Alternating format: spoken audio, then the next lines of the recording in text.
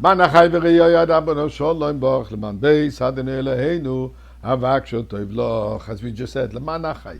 For the sake of my brothers, yes, brothers, brethren, let's take some tzedakah and put it in the pushka together, as we just said, for the sake of our brethren. Why am I emphasizing this today?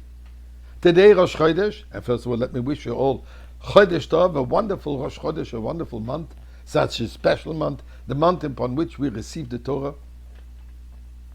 But there's something very unique about Rosh Chodesh Sivan. And let's go to the books. Let's go to the origin. In Parshas Vayisroi, where the Torah relates to us the whole story, the continuation, I should say, of the coming out of Egypt, B'Shalach, and now we're getting close to receive the Torah on Mount Sinai. So the Torah says the following words. And let me read it to you. B'chodesh HaShlishi, on the third month, it says Bnei Yisrael Meretz Mitzrayim, when the Jewish people came out of Egypt.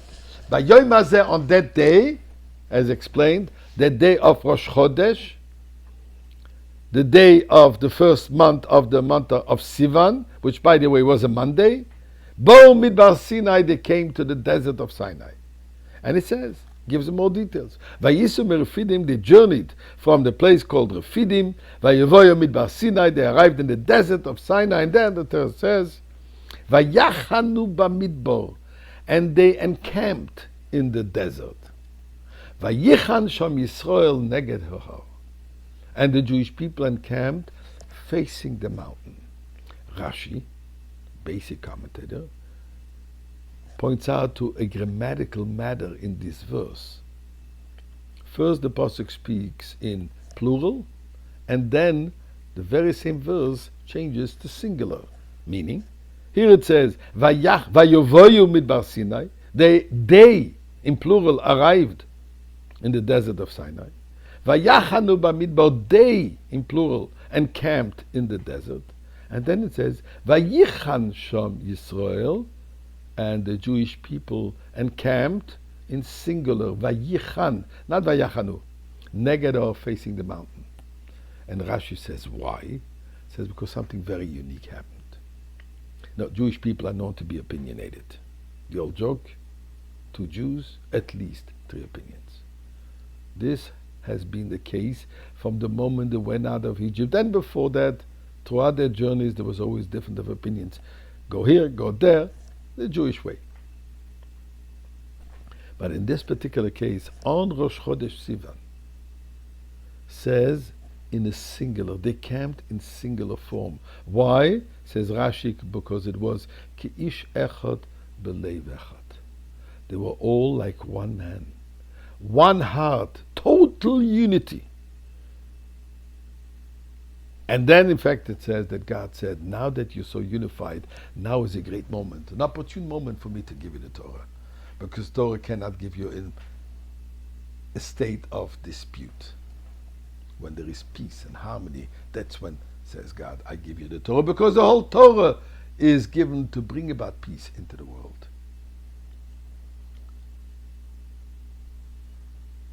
Pesach had a Seder towards the end of the reading of the whole story. We sing the famous song of Daïenu. Daïenu, Daïenu, Daïenu would be sufficient. What are Daïenus? So some of them that we start right in the beginning, we thank God for all the phenomenal miracles that He did for us. Not only did He take us out of Egypt, but He slew the Egyptians and so on and so forth. He split the sea. We became wealthy. So we keep on saying, even if you would just have taken us out of Egypt, and you wouldn't do all these dramatic miracles all around it, and just saved us and made us a free people, that would be Daïenu, that would be wonderful, that would be sufficient. But here let's look at the last stanza, the last statement that we say. Ilu kirvonu lifnei har Sinai, if you would bring us close to Mount Sinai, v'lo nosa lanu es haTorah, and you would not have given us the Torah, Daïenu. That would be sufficient. What does it mean? What was the whole purpose of coming to Sinai? A visit in the desert? A camel trip? Camelback trip? A jeep trip as they have today in Israel for tourists to go to Sinai? What does it mean? We would have come to Mount Sinai and not received the Torah. What's the purpose of coming to Mount Sinai if we don't receive the Torah? We weren't here to climb mountains. The answer is as following. Receiving the Torah, as we just said, is not just to have a code of how to behave.